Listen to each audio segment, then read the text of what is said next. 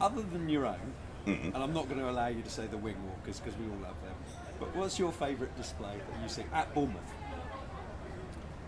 At Bournemouth, okay. I have to say the wing walkers, of course, but and I do, and sorry to come back to it, but that's where I'm at. Entertainment, circus, that's where it is. That's the area.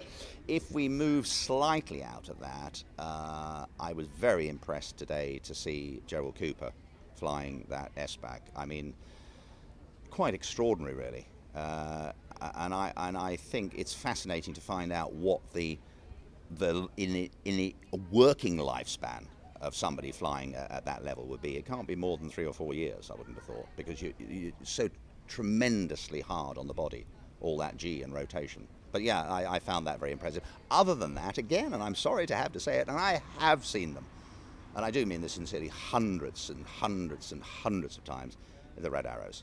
And I stop and watch. Okay, I'm looking at kind of details maybe that other people are not working on, in the formations and so on and so forth. But it's 100% entertainment. There are lots of things that sort of tickle my boat when it comes to air shows. Without a doubt, the red arrows, their flying is superb and a joy to watch. I like the variety of air shows, and to that end, if I was organising an air show, I would go for variety. I'd make sure, the red arrows were invited. I'd make sure the wing walkers were here. I'd make sure there were some aerobatics. You have to have mad fools jumping out of aeroplanes with parachutes. Now that is crazy. Why jump out of a perfectly serviceable aeroplane? And that's what I love about this air festival. It's got good variety.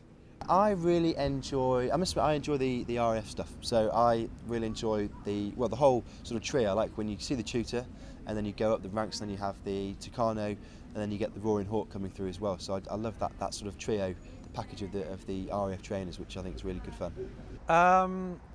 I think the pyrotechnics with the glider going westwards, if he's doing the gliding, but the pyrotechnics with the glider on the toe, I think that's one of the most spectacular.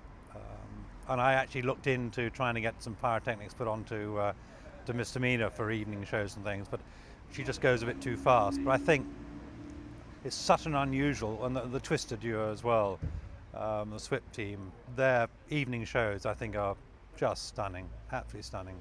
The festival, the Red Arrows are always a great draw. They're always good to watch, very precise in their flying that they do. I quite like some of the slower aircraft as well, and even the helicopters are pretty good too. So. Obviously, the Reds is the natural attraction. Their display's fantastic. The second half is great with the synchro pair and things like that. So it's probably a boring answer, but many people say, but yeah, the Reds probably. The Blades displays is always good and impressive, and obviously the Red Arrows is great to see. There's so many good acts that I really couldn't single one out. They're all really impressive in their own, separate ways and separate reasons why.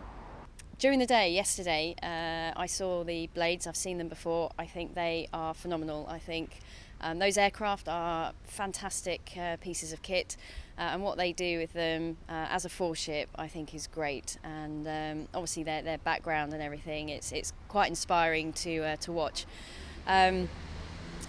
I absolutely loved the night show that the SWIP team put on yesterday, and with the music in the background, standing there on the cliffs in the sunset, can't describe it. It just sort of brought something extra.